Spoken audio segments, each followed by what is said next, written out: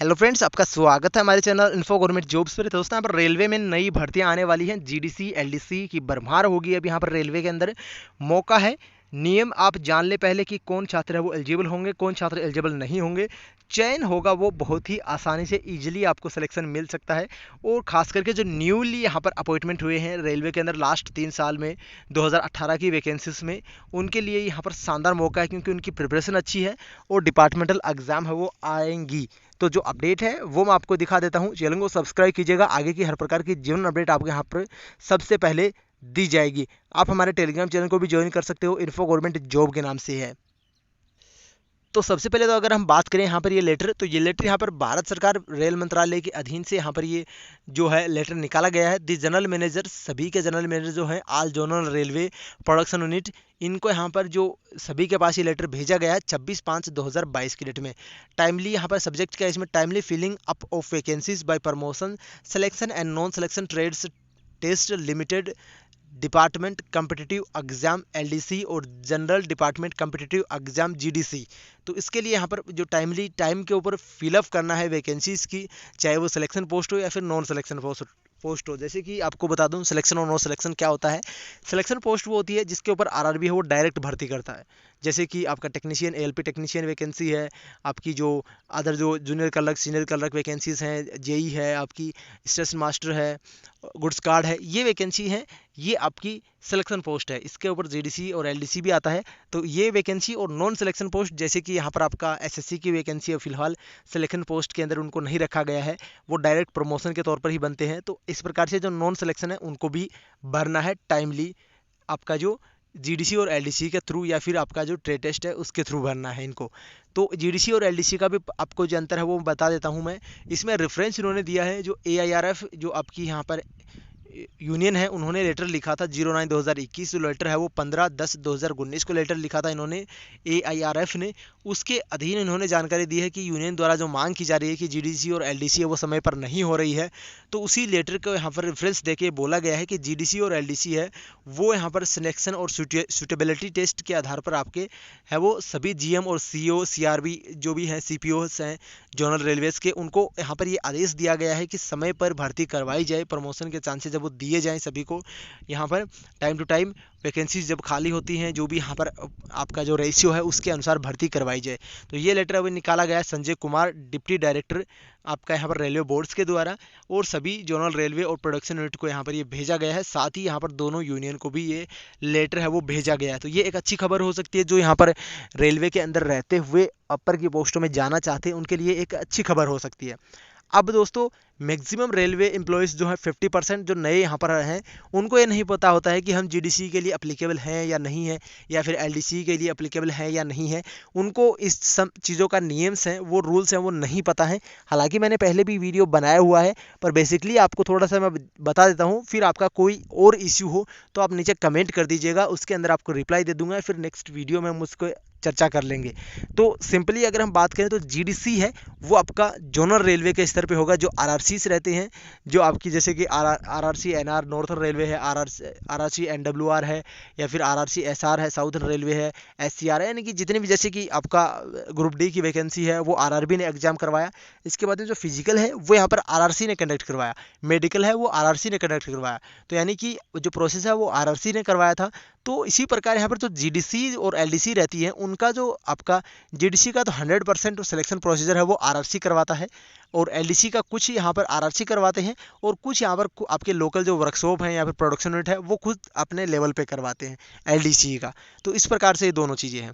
अब इसमें अप्लीकेबल कौन से रहते हैं, योग्यता क्या कुछ रहती है, कौन कौन छात्र इसमें फॉर्म भर सकता है, तो उनके लिए मैं बता दूं। जो आपकी जीडीसी है वो आपकी जोनल स्तर पे आएगी। जैसे कि आप जिस जोन में हो उस जोन के पूरे जो यहाँ पर जितने भी एम्प्लॉयज़ हैं, चाहे वो 20,000 हो, 25,000 हो, 30,000 हो, 50,000 हो, कितने भी एम्प्लॉयज़ हैं वो सारे एम्प्लॉयज़ उसमें फॉर्म भर सकते हैं। हालांकि उनकी जो योग्यता है वो होनी चाहिए। जैसे कि योग्यता से मतलब आपको बता दूं, जैसे जीडीसी में आपकी जो वैकेंसीज आती हैं, स्टेशन मास्टर की अगर वैकेंसी आती है तो आपके पास ग्रेजुएशन है वो होना चाहिए।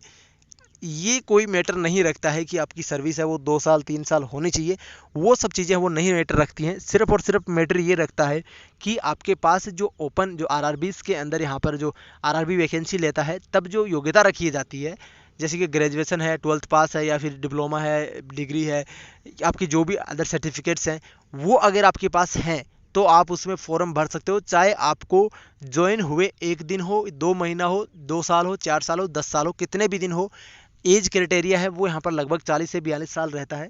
तो तब तक आप फॉर्म भर सकते हो जब आपके पास है वो योग्यता है।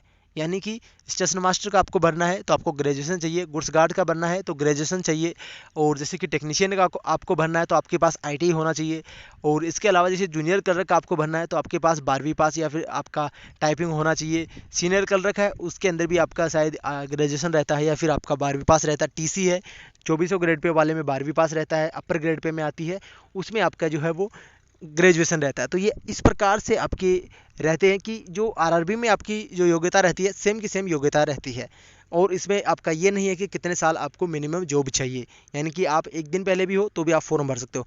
जैसे कि टेक्निकल डिपार्टमेंट पे अगर हम बात करें तो इसमें आपका जेई की वैकेंसीज आती हैं। जेई मैकेनिकल है, इलेक्ट्रिकल है, आपकी इंजीनियरिंग डिपार्टमेंट में है, सिग्नल एसएनटी डिपार्टमेंट में है, जो भी है उसमें आपका डिप्लोमा या फिर डिग्री है वो होना चाहिए। तो ये चीज़ आप ध्यान दें।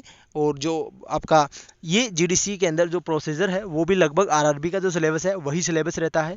लोकल जो है वो क्वेश्चन बहुत ही कम पूछे जाते हैं। सेम जो आपका आरआरबी का जो सिलेबस है वही रहता है। ऑनलाइन लगभग एग्जाम होते हैं, फिलहाल जो आज के टाइम में है वो ऑनलाइन ही एग्जाम होते हैं।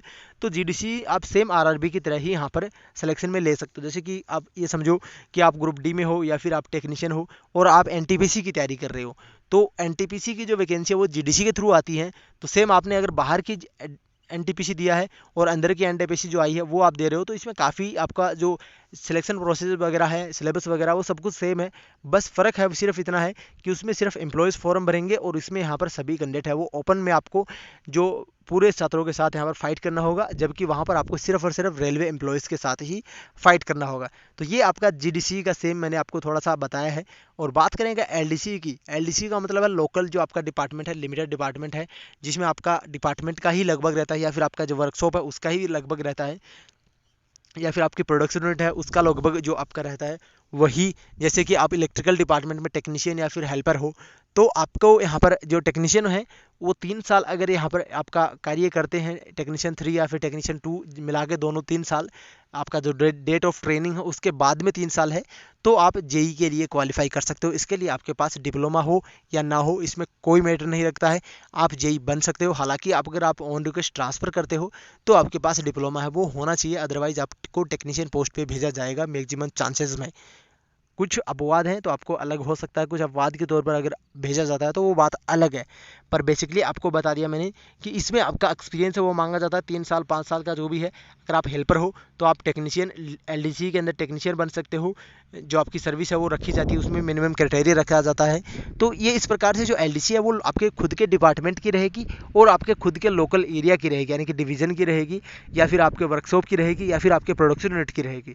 तो इस प्रकार से एलडीसी काम करता है। और एलडीसी का पेपर है वो बहुत ही कुछ अलग डिफरेंट रहता है। उसमें आपका लगभग जो अगर आप प्रोडक्शन यूनिट में हो, रेलवे में हो, तो आपको रेलवे से संबंधित काफ़ी क्वेश्चन पूछे जाएंगे, आपके डिपार्टमेंट से संबंधित काफ़ी क्वेश्चन पूछे जाएंगे। तो इस प्रकार से आपकी एलडीसी रहती है। बाकी और भी कोई भी क्वेरी हो तो नीचे कमेंट कीजिएगा दोस्तों। धन्यवाद। जय हिंद, जय भारत। वीडियो को शेयर कीजिएगा।